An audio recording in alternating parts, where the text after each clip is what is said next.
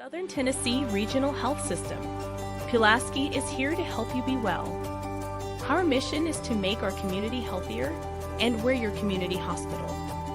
We're committed to providing trusted care when you need it most.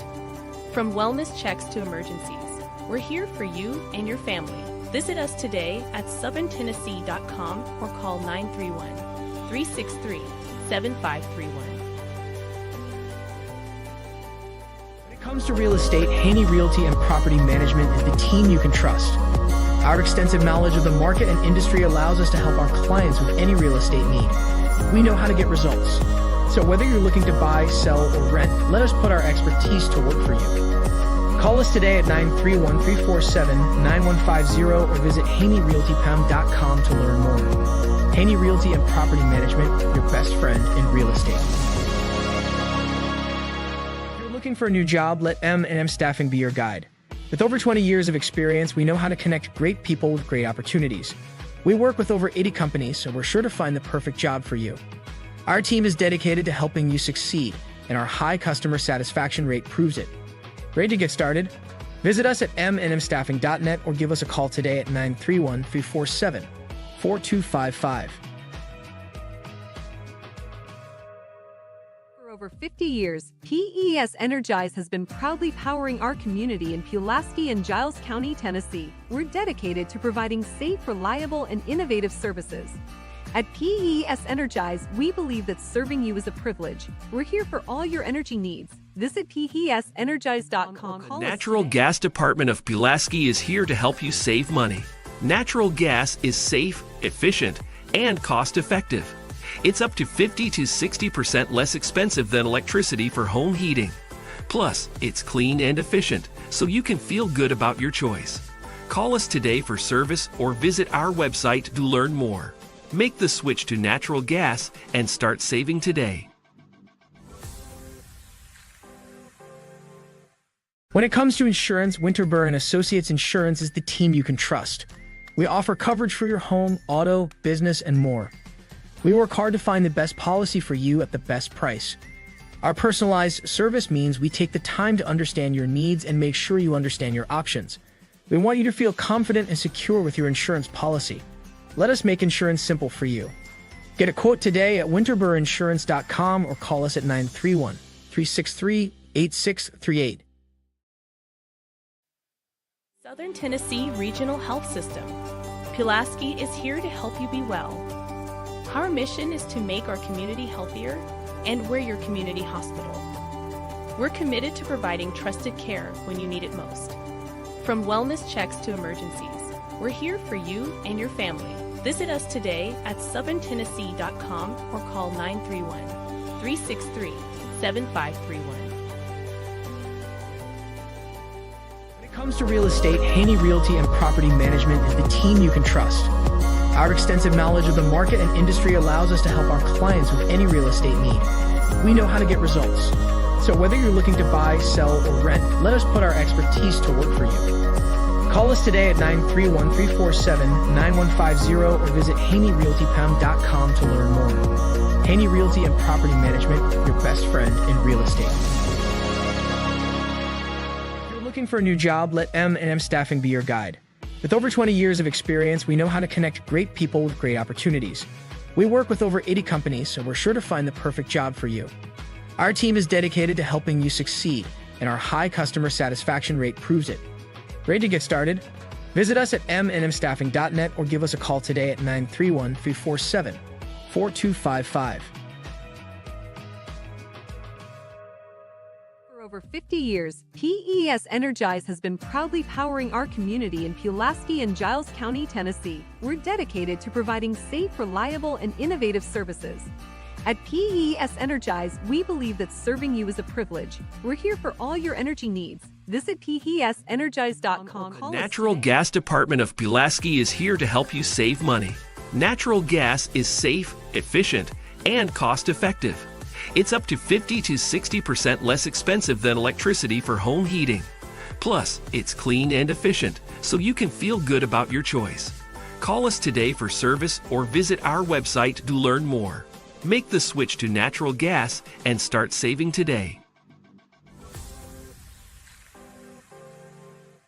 When it comes to insurance, Winterburn and Associates Insurance is the team you can trust. We offer coverage for your home, auto, business, and more. We work hard to find the best policy for you at the best price. Our personalized service means we take the time to understand your needs and make sure you understand your options. We want you to feel confident and secure with your insurance policy. Let us make insurance simple for you. Get a quote today at winterburinsurance.com or call us at 931-363-8638.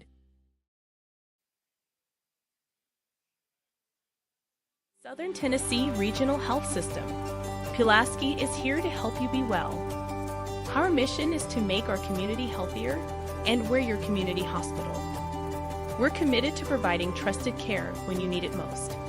From wellness checks to emergencies, we're here for you and your family. Visit us today at southerntennessee.com or call 931-363-7.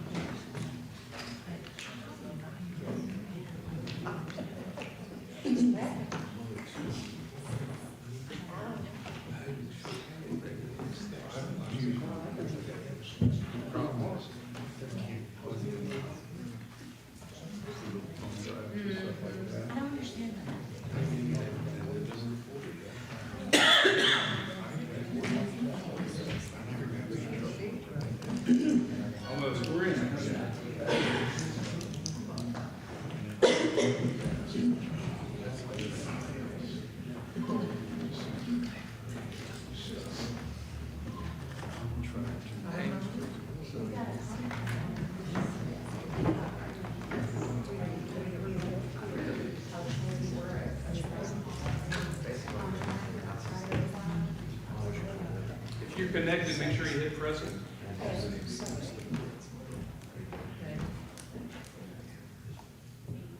Evan? I'm present. Take a hint, Evan.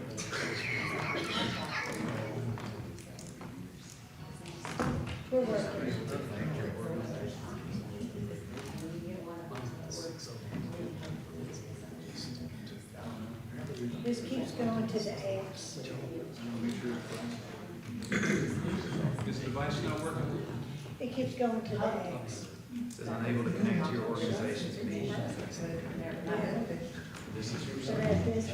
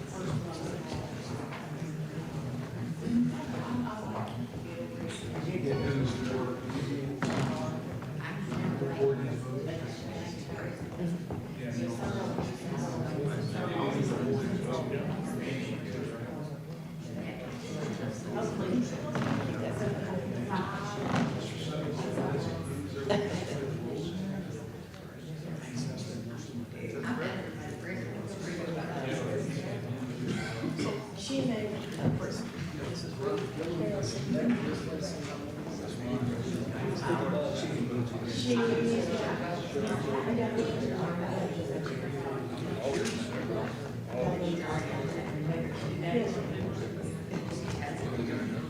it's gonna be empty. You should come.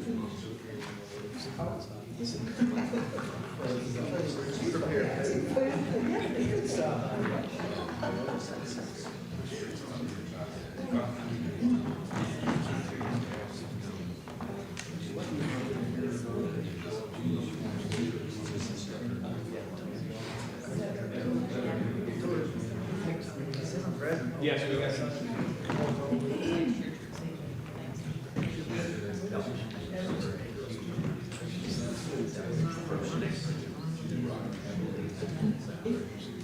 Okay, 21 commissioners present, and we're ready to open. All rise. Giles County Commission meeting is now in session with the County Executive Graham Stowe presiding. Mr. Reedy, will you lead us in prayer, please? Lord, we thank you for the day. We thank you for the beauty we see. We thank you, Lord, for the beautiful fall that you've given us to show us your handiwork and for us to enjoy. We've enjoyed this beautiful weather. And Lord, as the storms of winter come on, we just ask you to watch over us, protect us, continue to watch us and hold us in the holly hand, Lord. We just thank you for this beautiful county that we have, for the beautiful state in which we live, and for the wonderful country that you've provided for us through the sacrifice of many people, but through your hand. We just ask you as we go about looking at the business of the county, that we be good stewards of the money that has been collected, that we look for the future, and that we make a good balance between not selling the future for present time savings. Lord, we just ask you that you bless people that are in need, bless our world, help us, Lord, to avoid conflicts in many parts of the world, and bless the people there that are hurting and are victims of such conflicts. We thank you for all that you give us, and we ask you to continue to bless us and forgive us of the things that we do wrong, and forgive us for our apathy and when we don't appreciate what we have. It's in Jesus' name we pray. Amen. I pledge allegiance to the flag of the United States of America and to the republic for which it stands, one nation under God, indivisible, with liberty and justice for all.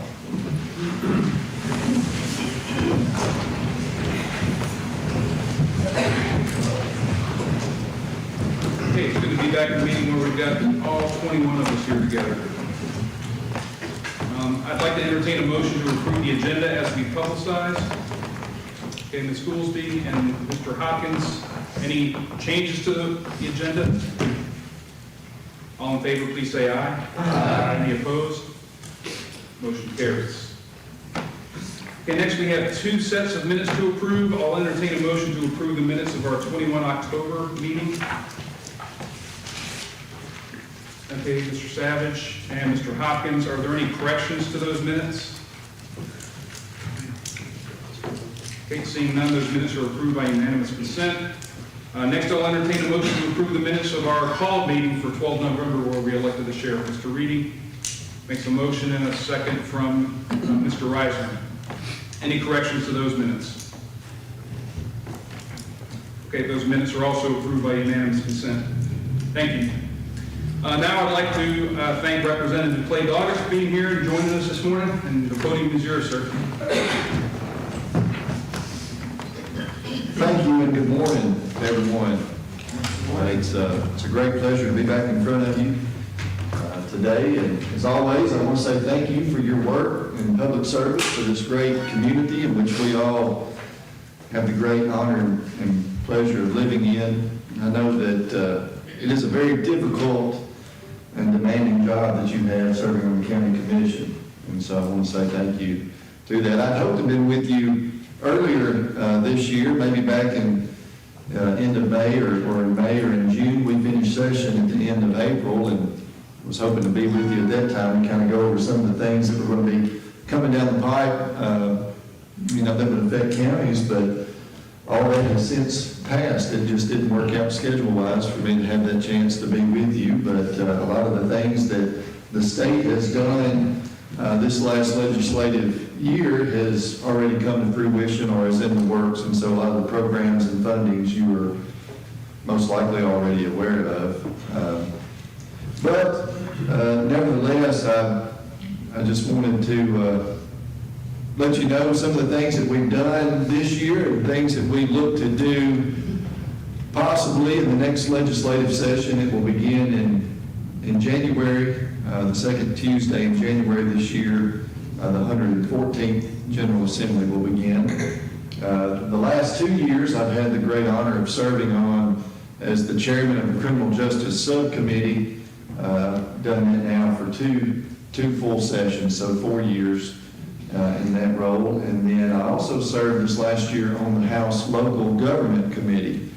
And so that's a committee that I worked with closely, local governments, worked especially close with representatives of the associations in which you may be members of, the county associations, Charlie Curtis and Anthony Holt, if those names ring a bell. Became really good friends with those gentlemen over the last 2 years. I've known them since I've been up there, but worked really close with them. On that local government committee, I've seen a plethora of items, things that are going on all across our state and all 95 counties. A lot of private acts and things like that have come across. And so have a little bit of some insight into what some other counties and communities are doing across our state that are very specific to those areas. And so that was really neat to see and to be a part of. But I fully anticipate that this next year I'll be back on that local government committee that seemed to have been a pretty good fit for me there. Several rural legislators serve on that local government committee because, as you well know, out of the 95 counties, it's a great majority of those 95 counties are rural counties. And so that is very fitting to have that number of representatives that serve on that committee. This last year, there's a lot of money that was put back into public safety. Some grant programs that were started this year are expanded for volunteer fire departments, rescue squads, and EMS. Is something that we've done, and I hope that we'll continue that this next year. I know in a lot of rural areas, such as Giles County, sometimes funding is tight when it comes to new equipment. A lot of things age out, they become obsolete, or there's maybe even new improvements in technology that we all can benefit from our emergency services. And so there's that grant funding is there, and I hope that we'll be able to expand that going forward. Money for schools, we put an additional, I believe it was $261 million this last year into the TISA funding, which is where it replaced the old BEP formula that we used to have, the basic, I believe it was called the Basic Education Plan or program. TISA took that over 2 years ago, and so now we've added additional monies to that, and the talk is with some colleagues and others is that there's going to be more funding to go into the educational funding program going forward. And then with our public safety dollars, it's kind of the two big things that we're seeing right now is the ask for. The governor begins working with his departments. Each department under the executive branch, they have to put together a proposed budget by now. It's been finalized by now what they're going to be asking for. Department of Safety, TDOT, all those various departments will come, and they'll come into the House and to the Senate starting in January and start giving presentations in their ask for their budget request. And so that's been one of the big things, public safety and education is where a lot of funding is going to. Since I've been up there, 3 times in the last few terms that I've been there, I've tried to come up with creative ways to help get some of these state tax dollars, some of the surplus funding that we have, to find ways to get it to revert back to the counties. Began working with the Department of Revenue 2 years ago on a very comprehensive plan that was going to direct, when certain threshold of surplus was met, there would be a percentage of funding that would go back to the counties based off of the percentage in which they contribute into the state fund, all based off of sales tax dollars. That was one deep, dark rabbit hole that I ended up going down, I'll just tell you. Trying to figure out and work the numbers and try to see how that we could get a 1/10 of a percentage here and a 0.5% there, and see exactly what all the breakdown that it comes back to. I hope to this year continue that work to see if we can find a creative solution to help get some monies back to the state. We continue to put money in the rainy day fund, but as you are all aware of, at some point we're going to find that how much money do you need in a rainy day fund? We knew that during COVID, we had enough in the rainy day fund that if the state government was completely shut down, if there was no one able to work, if there was no revenue coming in, there was nothing, the state could operate at 100% capacity for 6 months.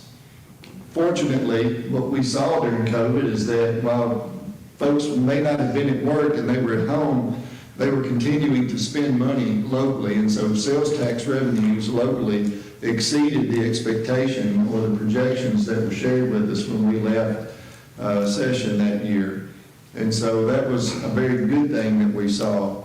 But we've continued to put additional funds in the rainy day fund. I think the goal is to get to where 1 year of funding is there to help and then just leave it. I hope that we just leave it alone there.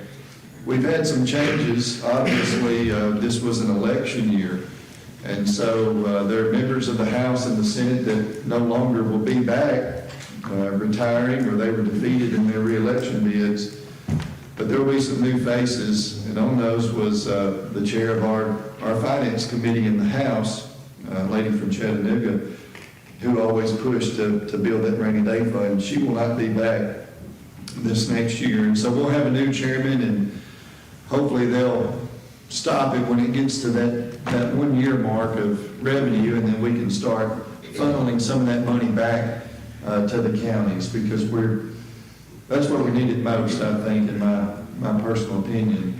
I've had several inquiries over the last year about things like school buses, for instance. I've had inquiries from Giles, Lawrence, and even Lincoln County, where we newly represent.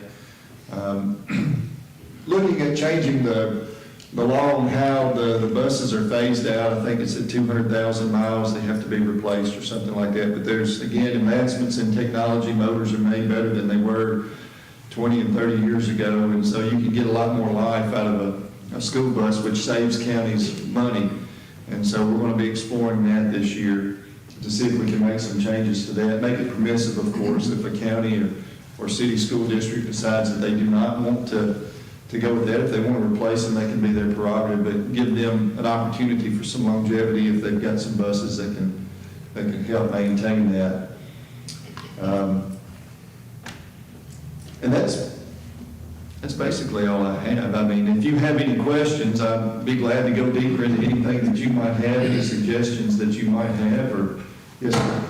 You just talked about the grant funding and the state was going to come up with. And you mentioned ambulance service. Today we have something on our agenda for the heart monitors. Would that be something that the grant funding you're talking about might recover?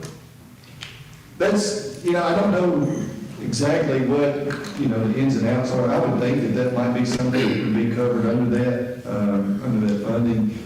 I know that from speaking with colleagues, there's been everything from the AEDs to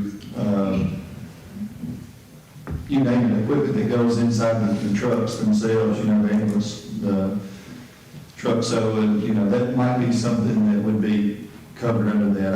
I don't know exactly what all the limitations are, but I think it's pretty wide open. Is that going to be something that you think will be available shortly, soon, be a while? Well, the grant, I believe the grant process opened back in July. I would guess that maybe that $15 million that we put in there has probably been exhausted by now. Mr. Myers, I know, we helped apply for some of that money. We also applied for some appropriations. We do appropriations just like you do each year, and so I try to ask for, Mr. Myers and I, we get together every year to try to fill out something, an appropriations request, and it's always, some type of equipment like that we're asking for in the process.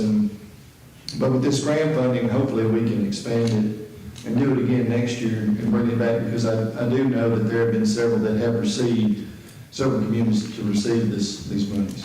Thank you.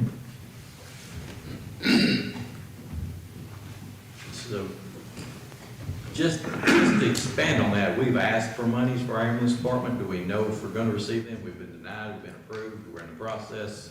Expand on that just a little bit.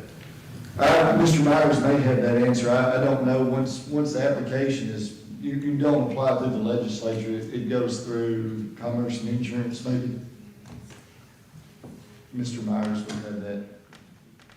Yeah, do you want that answer now, or do you want to hold that thought? Okay. That's a good question. Anything else for Mr. Representative Clay Doggett? Clay, thanks for your service.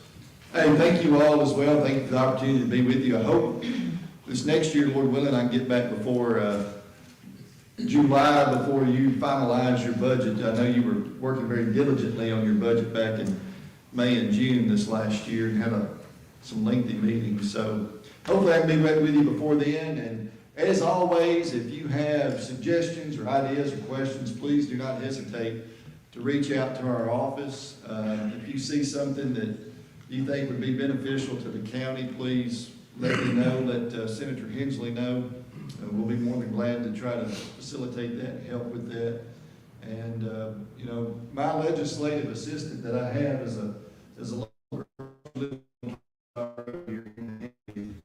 so when you call the Nashville number, you're going to get a local voice, somebody that, if you don't know personally, that she probably knows of you and you probably know of her. And so that's always refreshing to have someone that you're talking to that you might halfway know or know of, know kinfolk or something. So, but thank you all so much, and I hope you all have a fantastic Thanksgiving holiday coming up next week. Thank you. Thank you. Thank you.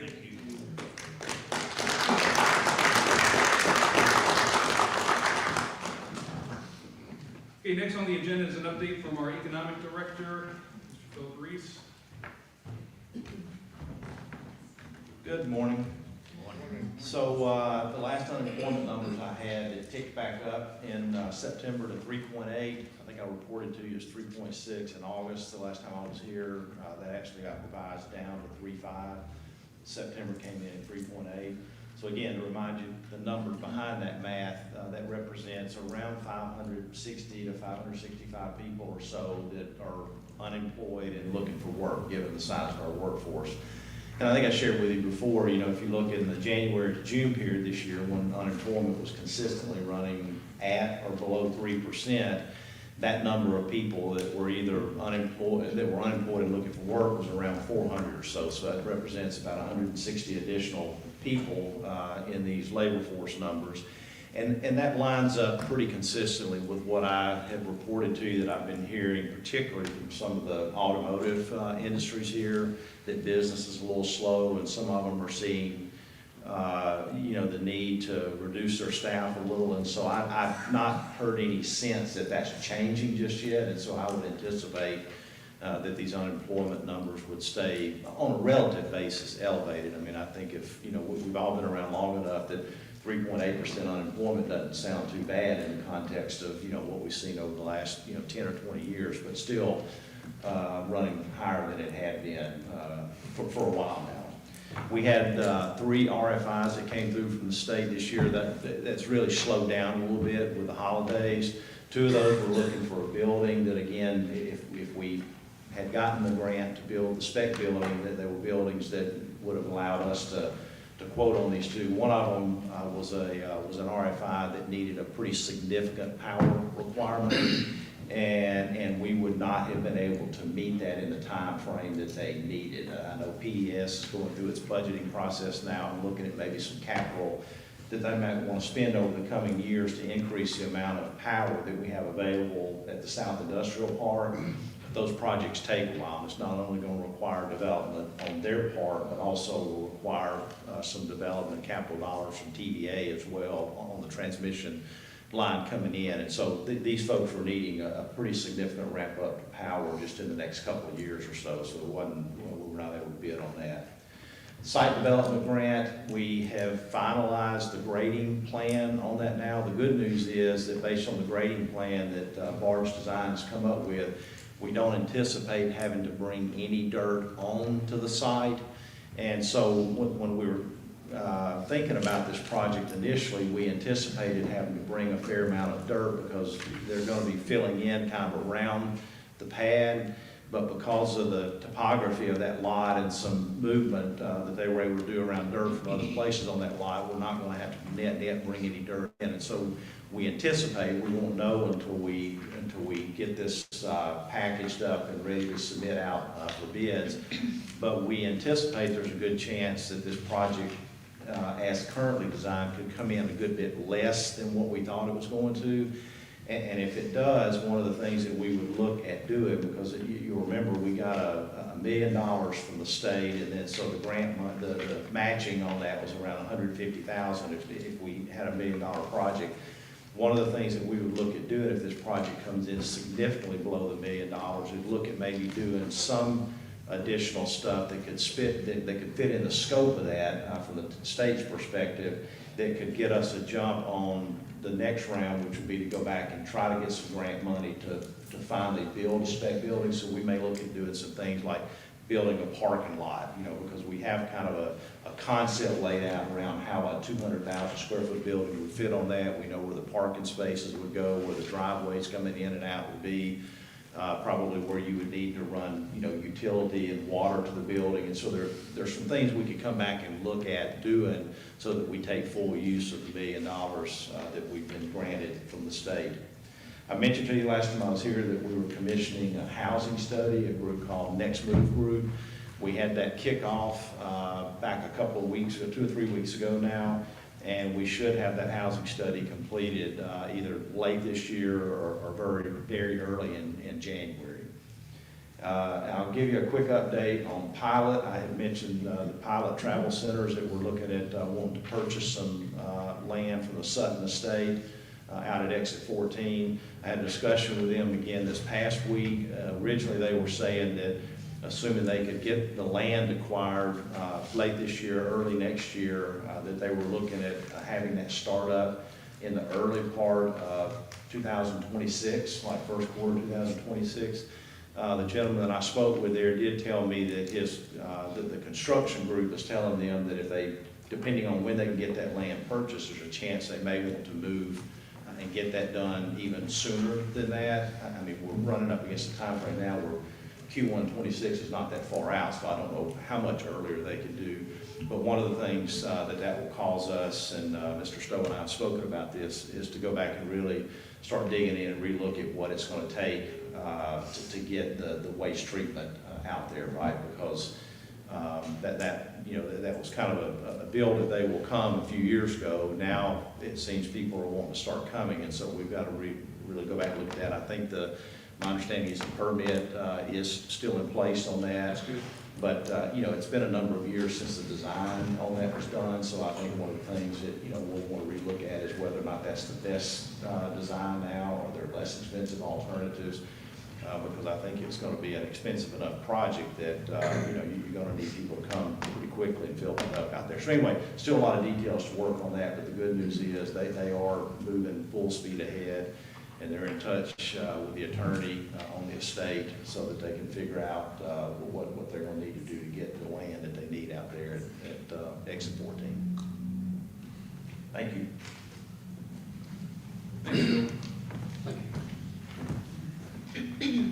Was there a question?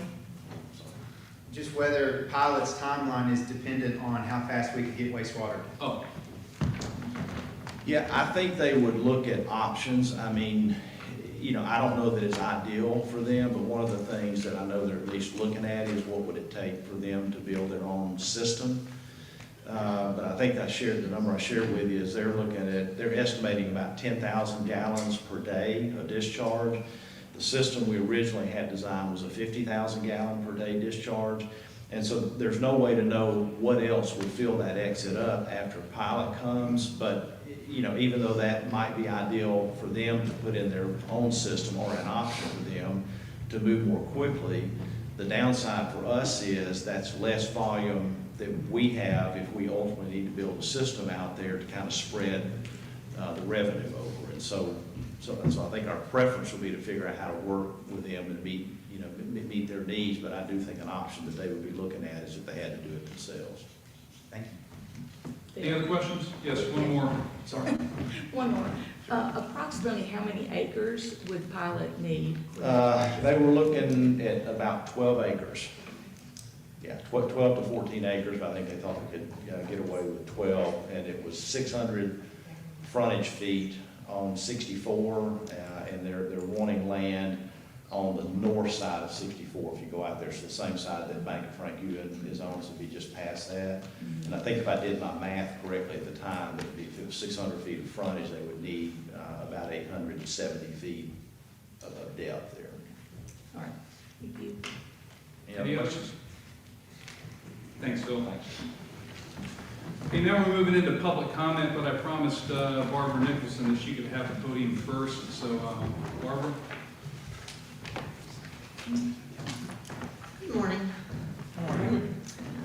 It's been about 3 years since I addressed the county commission, and I'm not going to take up a minute or two here, but first I want to invite every one of y'all to the archives at 211 South Cedar Lane to view our archives. We've been there 2 years, and I hate to say, but there's only been about 6 of you commissioners that have come through our building since we've been there. We're very proud of what we've done over the last 2 years. Besides moving, we have digitized thousands of records along with Family Search at no cost to the county. Well, as a matter of fact, we've got a new one that showed up today to finish up the work that our missionaries had done. We had 6 missionaries over the last 2.5 years just working diligently, and we're very proud of that.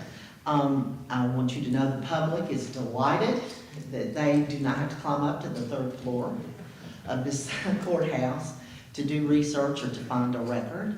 We've had very positive comments from attorneys' offices, the courthouse, and everywhere. So it was a great move, a win-win for everyone, and we're happy about that. Speaking of Clay Doggett in the state of Tennessee and our grants, we received a grant last year to rehouse or refurbish one of our rooms and put archival shelving in it that was almost $5,000, and we just got word about a month ago that we have also received a grant this year for almost $5,000 to do the other room, which we thank the state for that. It goes a long way, and it really helps us when we're on a tight budget. I want y'all to come if you have questions. We're trying to look to the future for the archives. If you don't know, we've almost filled that building up. It is pretty full, but we're still bringing things over from the 3rd floor of the courthouse, trying to get them clean and organized. We're taking records out of Carol Wade's office and getting them digitized and getting them back to her. So there's a lot of good work going on, and we just want to show you, since you make decisions about our department and how our money is spent. So would you please come immediately after the meeting today? We've got coffee and refreshments and some tours so that you can ask questions and look at the work that we're doing. I'd appreciate if you would come. You too, Representative Doggett, you got to come. He's come. He's been there twice, I think, since we opened. So thank you very much, and I hope to see you after the meeting. Thank you, Barbara. Okay, are there any public comments on the agenda items for today's business? Okay, seeing none, we'll move on to elections. The first election is notaries public at large. We have the following re-elections. They're Sherry Barr, Rose Yvonne Brown, Mary Jane Burnett, Susan H. Campbell, Yvonne E. Cruz, Julie S. Hargrove, Vicki Hastings Harwell, Lucy D. Henson, Ben T. Johnson, Sharon L. Johnson, Tricia L. Morgan, Kristen Patterson, Brittany A. Smith, Andrea L. Stack, and Meredith L. Yoakley. The new applications are Alicia J. Hilton, Denise Huffman, and Morgan L. Setzer.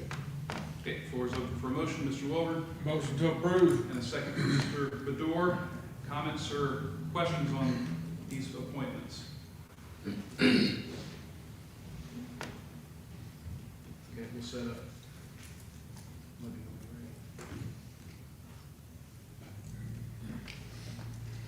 Okay, please vote if you can.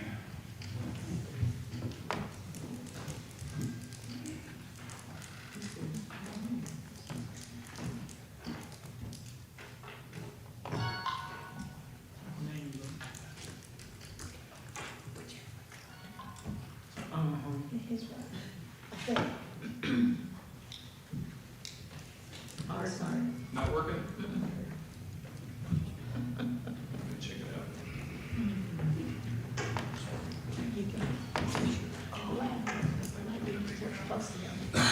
He's got it.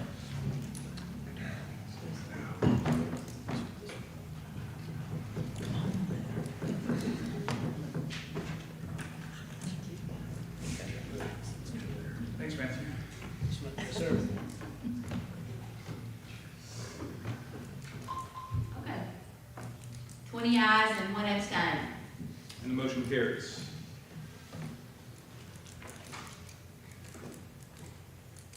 Okay, next we have elections to the E911 board. I'd like to thank Tracy Wilburn for having served for many years on that board.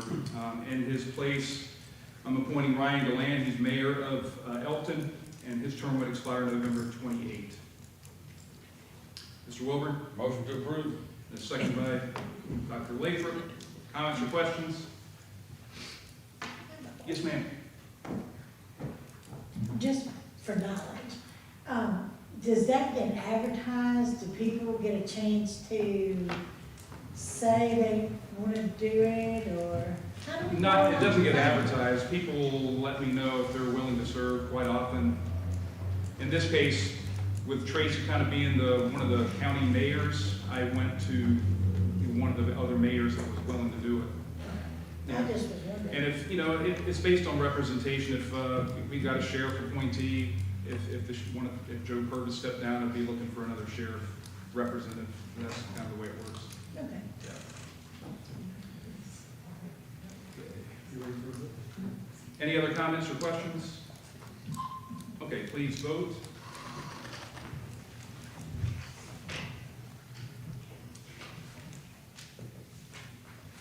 The vote is 21 ayes. And the motion carries.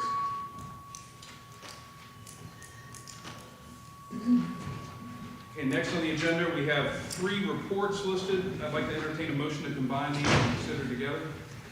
Mr. Jones, is there a second?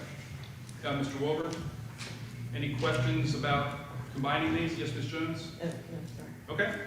All in favor of combining these, please say aye. Aye. Any opposed? Okay. I'll entertain a motion to approve the reports. Mr. Womble and Mr. Reedy. And there's a question for Ms. Jones. Yes, I was wondering if Beth could give us a little tutorial on this. I had a few questions. Okay. These don't come up in our budget meeting, so I thought there's some questions I'd like to ask her, if it's okay, Beth. Beth, could I ask you to come to the podium, please?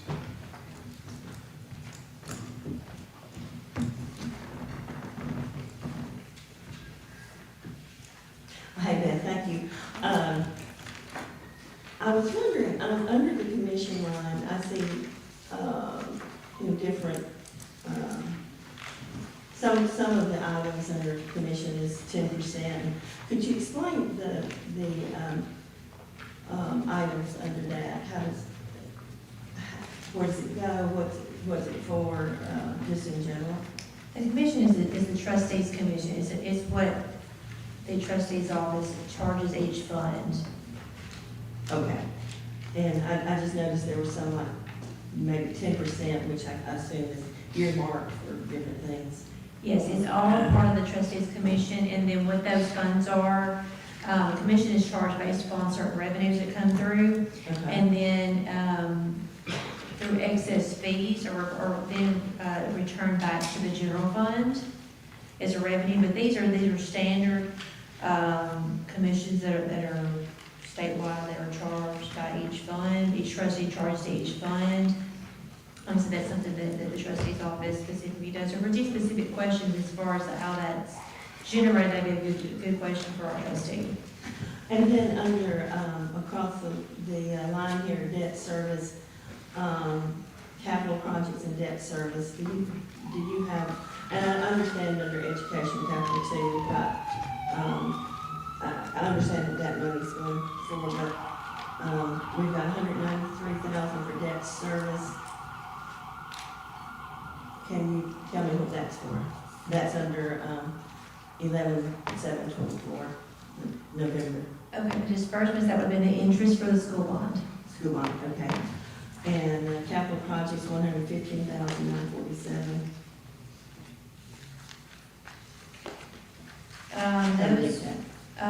That probably would have been, again, this is a question that I'm not sure, this is back in September. That would have been maybe for patrol cars, maybe. Again, we'll have to specifically go pull a report. I can't remember every expenditure Yeah, I think that sounds about right. And then also, capital projects, there was $40,438 in the other, on the other sheet. I'll have to look, Ms. Jones, I'm really not sure, I can't remember that. Okay, The thank you. longest. Okay. But if anybody ever wants to know, they're always welcome to come by the office, get a report of accounting of that, we can definitely do that. Thank you. Mhm. And again, I apologize for having 1 month that had July on it. That's why that Karen and I just talked about changing that to August. So one of these you've already approved, it's just that we had the wrong one headed at the top. That's it. Any other comments or questions? I made a mistake, there's just 2 reports here that we combined. The contract will do separately. Okay, seeing no other questions, we'll go ahead and vote on those. Sorry? Oh, I don't have it here. The Giles County Highway Department personnel policy. It was not on the original agenda. Okay. So that 3rd report was added. I just don't have it. Great, thank you. So there are those 3 reports. Any questions on those before we vote? Okay, let's please vote.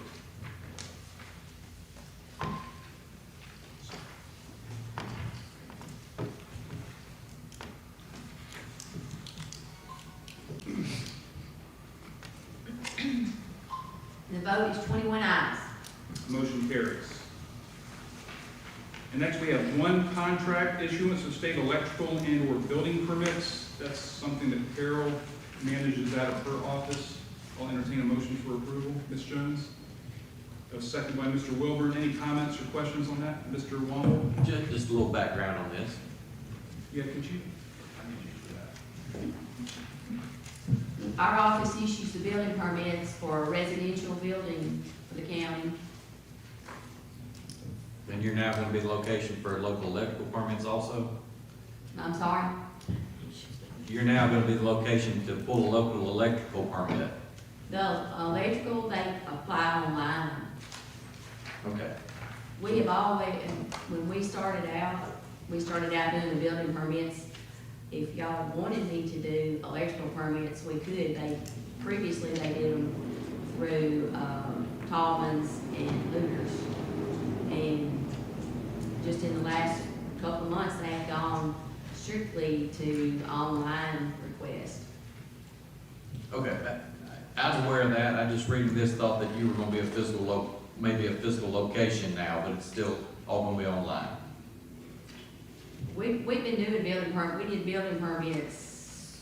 We started a long time ago.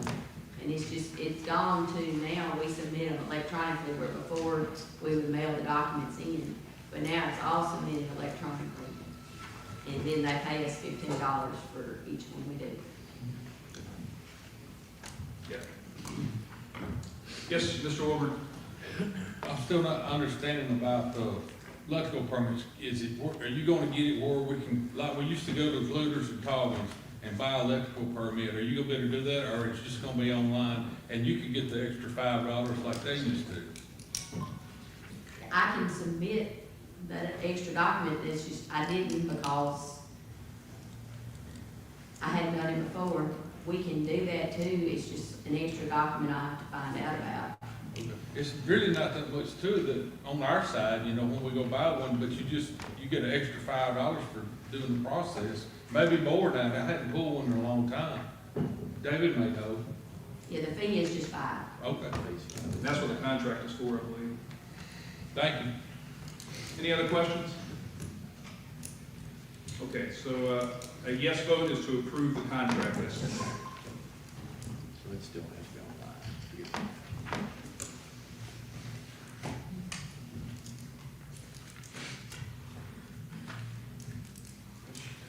21 ayes. And the motion carries.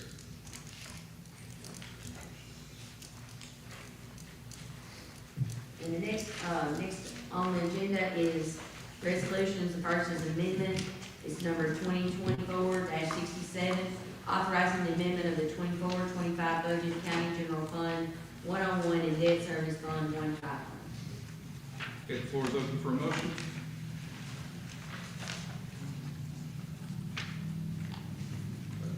Yeah, Mr. Rubelski? Motion to approve. Okay, thank you. And a second by Ms. Curry. And comments or questions on this resolution?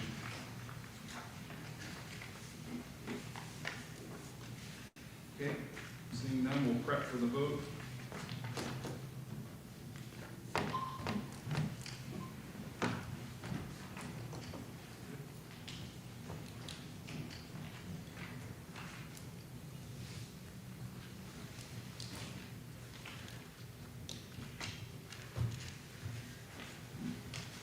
And the vote is 21 ayes.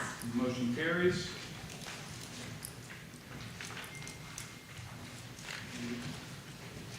Next resolution is 2024-68, authorizing the amendment of the 24-25 budget general purpose school fund 141. Okay, floor is open for a motion. Ms. Pruitt, and a second by Ms. Goolsby. Comments or discussion?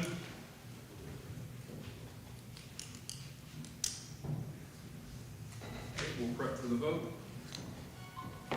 And please vote.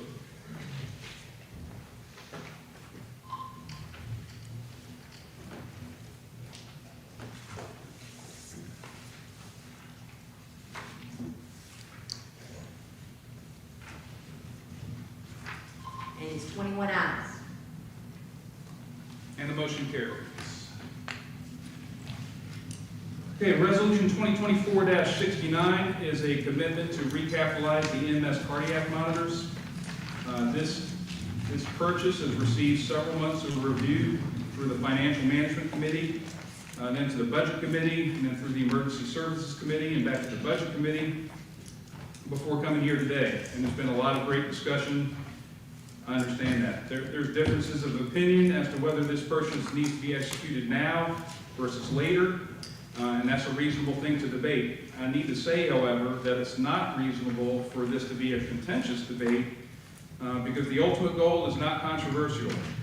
We're tasked with the responsibility to outfit our EMTs and paramedics with the best equipment possible, and I'm persuaded that there's not a person in this room that doesn't want to make sure that they're equipped with the best equipment possible to serve the public. So that's our commonality as we go into this discussion. So the floor is open for a motion. Mr. Savage? Motion to approve. And a second by Dr. Lathrop. And comments or discussion? Mr. Wong? At this time, I'd like to ask Mr. Myers to answer the question. Yeah, on the grant. Yeah, Right. Mr. Myers, should you come to the podium, please? Sure. Because can you speak to the grant potential? I mean, that's kind of what Mr. Jones brought up, and I know we've already got funds committed. Yes, sir. Good morning, thank you. Great question. So you may recall probably 6 months ago, you approved a grant for us for EMS to the tune of $54,000. So there's 3 important things to know about this grant. Number 1, it's a reimbursement grant, so we have to purchase equipment first, and then the state will reimburse those funds. That's exactly what happened 6 months ago, maybe all a month or 2. And secondly, in the cycle, if you receive the grant in this cycle, which was the very first cycle, the one that we got, makes you ineligible for the next cycle. And the purpose for that is, I'm sure, to spread the wealth across the state of Tennessee, so that sometimes we see the same agencies in other grant opportunities getting the funds. So we're not eligible this cycle. And the third thing to know is there is a cap for that. The money for that grant was divided evenly between the 3 grant regions, and then it's divided amongst agencies in those grant regions. Excuse me. And I want to say the cap was $55,000 or something like that, but I could be off a little bit about that. Which I know every one of you's been paying attention to the cardiac monitor thing. That would barely buy 1 cardiac monitor. So as soon as we're eligible for that grant again, we'll apply, but it's not on that grand scale. Other questions for Mr. Myers? Okay, thank you. Thank you. Shelley has one. Oh, I'm sorry. Oh, I'm sorry, Shelley. I think there's a whole lot of misinformation going around. I have a question. Yes, Out ma'am. of the 10 monitors we currently own, how many of those are reaching the 10-year limit that they have? So we have 8-year-old ones, 6-year-old ones, and I think we have 1 2-year-old one. And the reason they're staggered like that is replacements and additional units added to the service. So to say that the 2-year-old one's going to age out the same time an 8-year-old one, that's obviously not accurate. And I don't think we said that.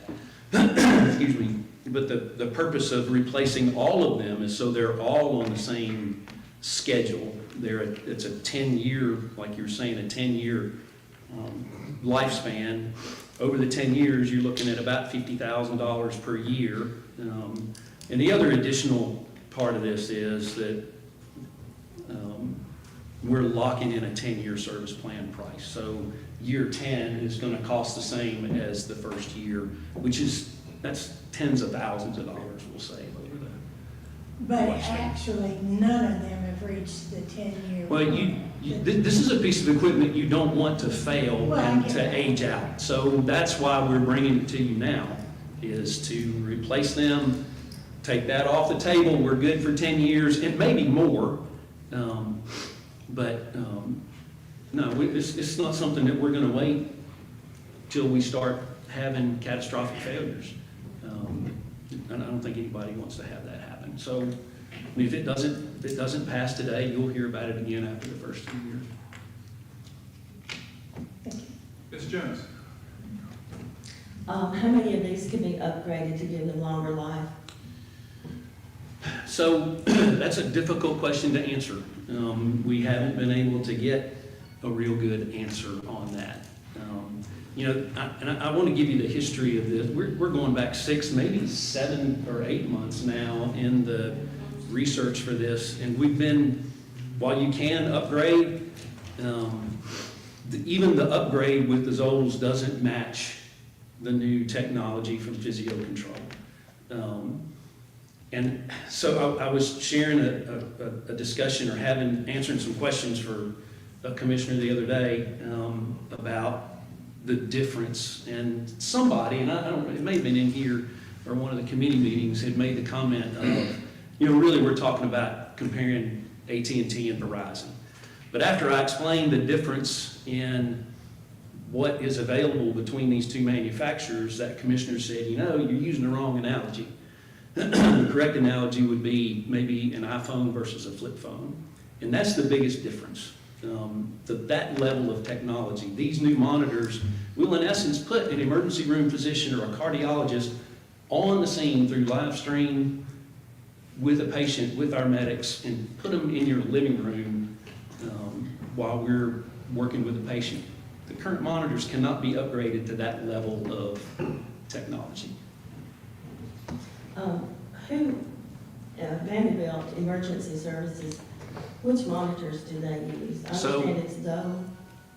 I don't know, probably, but when you get into their cath lab and their cardiology units, they're using the Physio Control or the Life Pack. We provided you with a list of hospitals and services, and again, there's not an equal amount of these two types of technology out there. Physio Control, if I'm not mistaken, owns about 45% of the market across the country. The other 55% are divided between Zoll and Philips manufacturer. So we're not going with an obscure product. They've been in business since 1955 and are a leader in the technology. Again, it's look, Willow and her team have done their homework, and you've heard the conversation over and over and over again, and the reasons as to why now and why not wait. I'll be happy to try to answer any other questions. Okay, Mr. Jones.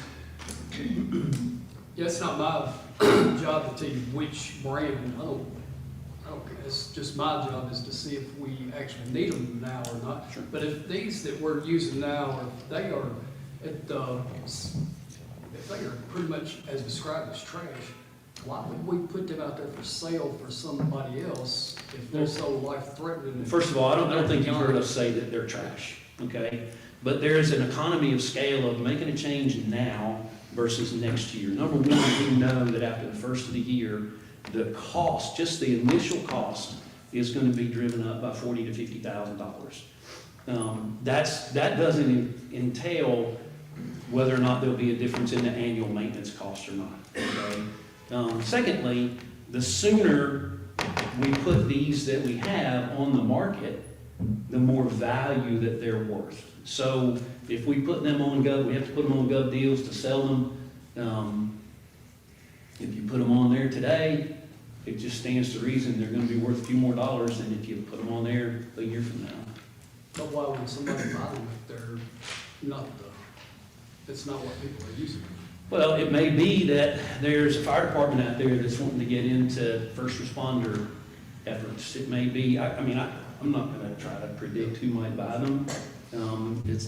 Since we've started this process, I've been watching Gov deals, and there have been a few that have actually sold on Gov deals. And I talked to a department in Ohio or Pennsylvania that had one on the market, and they were, as a matter of fact, they were upgrading to the LifePak 35, purely coincidental. But they put theirs on the market, and they ended up, I think they put their top bid at, or what do you call that, reserve at, I want to say $8,000 or something. Theirs was a little bit newer, but they didn't get it, but they did get $5,500 for it. It just stands to reason logically that it would be worth more today than it would be now. Yeah, Mr. Hopkins. I'm just trying to figure out, I understand that costs go up, but costs go up at everything we do. Sure. I don't understand why we need to replace all of them at once. I'm not questioning at all what you replace it with. That's, right. You're the expert, Sure. I'm not. That's a great question. But as far as the way I'm looking at it, you have grant money available right now that would cover some. Obviously not all, you talked about basically 10%, so it would cover about one. Right. And we won't be eligible for that grant for another year. Right, so I would expect us to be able to use that for that. And you said one session we won't be able to get a grant, and then another year we'll be able to. Yes, sir. So again, why not stagger the expense as opposed to incurring it all at once? That really doesn't make a lot of sense to me, especially when prices are always going to go up. That's just reality, but also grants become available, which cuts our costs. Yes, sir. And we're going to say, well, we're not going to get grants for that for 10 years. So I'm just trying to understand your rationale, sir. So this is strictly a risk mitigation effort. It would be very potentially dangerous to have one manufacturer of cardiac monitor on this ambulance and a different one on this ambulance and a different one on this ambulance when you have paramedics and EMTs who move from one ambulance to another and are expected to keep up with the nuances of this particular cardiac monitor. If I had this one, I could do this, but oh wait, I've got this one, so I've got to rearrange everything that I'm doing. It's a patient safety effort. And Mr. Savage knows when you work in an emergency room, you go from one room to the next, they all have the same equipment in them.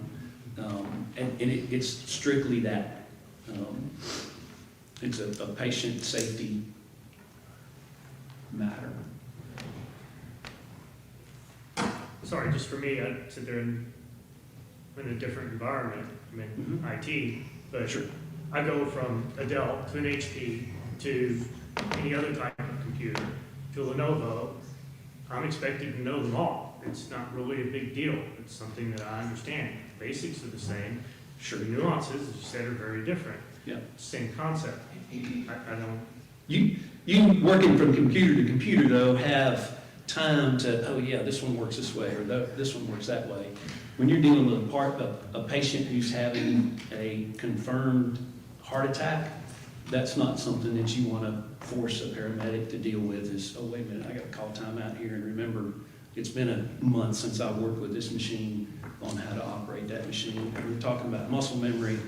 and those kind of things. It's a standard of care across the medical field. You don't mix the equipment necessarily. And several of our EMTs work at multiple facilities, right? Mhm. Not just ours. Sure. Everybody else doesn't use the same thing, so we're not standardizing the region on one, so they're Correct. still jumping in between different brands, correct?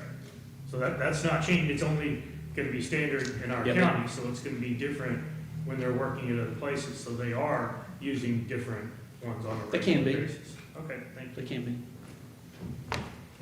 Yes, Mr. I mean, I see where Matthew's coming from, but in Sure. the same thought process too, you gotta think, if you've got a mechanic and he's good working on a Ford than he is on a Chevy, your fleet, with what you would get is, let's get the Ford if he's good with a Ford. In the same instance here, you don't wanna test your paramedics or your basic EMTs or anybody in that aspect. You wanna make sure that you're consistently going all the way through, making it easy for our people. Until the other side of it is even possible lawsuits too, of having two different things and things like that, so. Ms. Goolsby, sorry. Just a quick question. Do you have the money in your budget? To purchase the cardiac monitors outright? Yes. No, ma'am. We did not budget for that. You didn't, but you don't have any extra sitting in your, Not that amount of money, no, ma'am. We're pretty tight on our budget. Yeah. okay. How often are these used? I am a teacher. Yes, ma'am. Oh, that's a great question. Multiple times a day. Yep. I just wondered. Yes, ma'am. How many lives have been saved with the zone? I don't know. We heard about the one that she felt like she lost because it didn't have some extra stuff, so. I can't answer that question. Okay, Dr. Lathrop? Well, apparently I know a little bit about medicine. I think Caleb does too. And I can tell you that one of the most important safety things in running a smooth system is to have the same equipment in every room. You don't go in and have one medical pack that has such and such bandage and another one that has such and such. You don't scatter it. Trying to learn two systems is not a good idea. So if we're going to replace these things, the most safe and effective way of doing it is to replace them all at once, not put them in piecemeal. They are not a computer that you can go from one to one to one because they've got different operating systems. You have to have consistency. So my thoughts are that if we're going to do this, you do it once, you do it right, you get your personnel trained on the system that they are using so that they, when they go from this unit to that unit, it's the same function.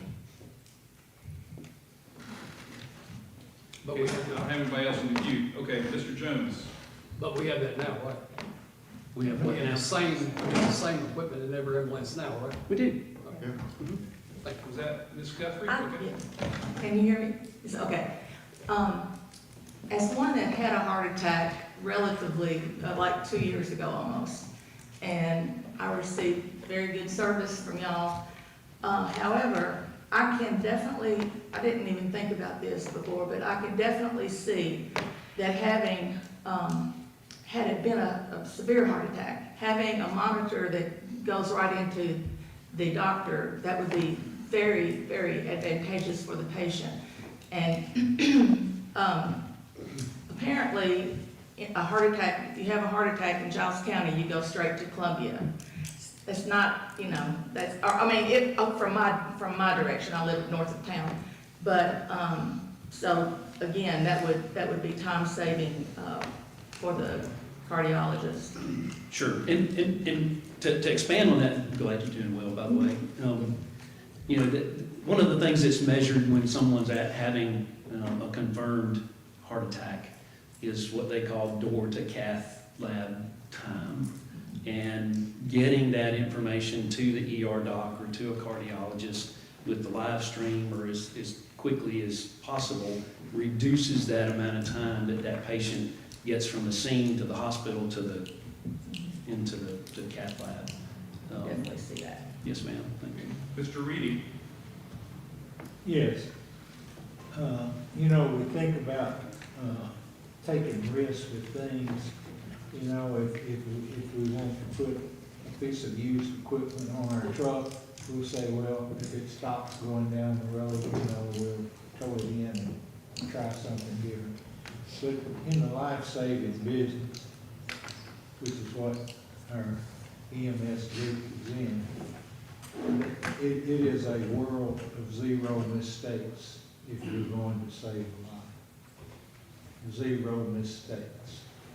And, you know, I've been involved a little bit in it through teaching CPR and things like that, but I've been involved more in it in my family's use of the services. And so I watch what they do. Anything we can do to expedite their abilities and reduce the time, it is the difference in life and death. So, you know, how much is a life worth? You know, at the Battle of Gettysburg, people said, you know, we won this segment of the battle at a loss of only a few lives. What a great battle it was. And Lincoln said, only if you were one of the ones that were given up. So, you know, so what's it worth? So we've got a good EMS group, got good services in our county, and I think that we should go ahead and give them what they need. Okay, are there any other, yes, Mr. Savage? I was just going to say real quick, as maybe a real life example, our closest cath labs would be Murray County and then Williams Medical Center. They do not keep their interventional cardiologist, and their cath lab team does not stay there all day because that costs a lot of money. So they go home and go on call, right? So the opportunity to be able to tell and diagnose a heart attack ahead of time, they can go ahead and call those people in and have them ready. And whenever you're looking at fatal outcomes or potential outcomes, even reducing an hour on the treatment of a heart attack can make a major difference in reducing cardiac tissue death, but also just fatalities in general. So whenever you look at it like that, you know, if you're in a major city where they have interventional cardiologists, cath lab, everybody there all the time, it may not make as big of a difference, but in a small rural community, you know, it can save a couple hours because everyone has to come in. Thank you. Any others? One last comment. Do you need, anybody else need Mr. Myers at the podium? Okay, thanks, Mr. Myers. Go ahead, Terry. No, I was going, it's just a suggestion, since the ones that we have now, if we get these passed and go ahead and get the good ones, I don't think, as a suggestion, I don't think we should sell the bad ones on gov deals. I think it would be too risky. Okay. Any other comments before we go to vote? Ms. Jones. I don't think the Zoll are bad. Hearing the medical doctor who was the advisor to the ambulance service a short time ago, I trust his judgment. I'm not exactly sure if we're arguing just in general that we should have a machine, no matter the brand, or if we're actually comparing the two. Yes, we should have the machines, but I don't think there's a whole lot of difference between as far as what it really does for the patient. I think Zoll works well, according to Dr. Fike, their superior, and it's all a judgment call. It's almost $500,000 we're arguing about, and I think we already have the machines to do the job. Okay, any others? Mr. Savage? I'll just say the representative at the EMS meeting we had about it showed me how to use them, because I already knew how to use the older model, and just personal medical opinion, I think that there are quite a few upgrades that are beyond just your upgradable software, but actual mechanical upgrades, and I see the value in it. Thanks. Ms. Woodard? I guess my question is, we put these people in their position, Are we gonna trust them to tell us what they need to run their department the best way they can and to save lives? Or are we just gonna doubt them every time they ask for something? Either we trust them or we don't. Thank you. Okay, I don't have anybody else in the queue. Last call for comments before we go to a vote. Okay, please vote. A yes vote is to fund the cardiac monitors, a no vote is to say no.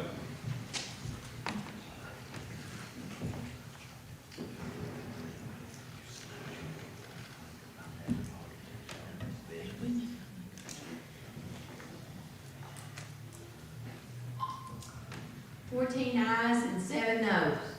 And the motion carries. Okay. That concludes our scheduled business. I don't believe there's any unfinished business, so is there any new business? Seeing none, are there any announcements?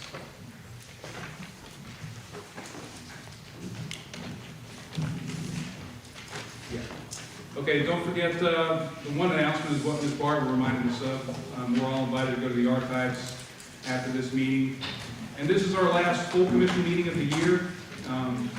Wish you all a happy Thanksgiving. I do want to schedule at least one committee meeting in December. I feel like we need to have a work session to talk about funding for all these capital projects that are burdening us. So we need to start strategizing for how that's going to happen. I think a work session is a good way to kick that off. So I'll get that scheduled and let you all know when that's going to be. Any other announcements? Motion to adjourn? All in favor, please say aye. Aye. Thank you all.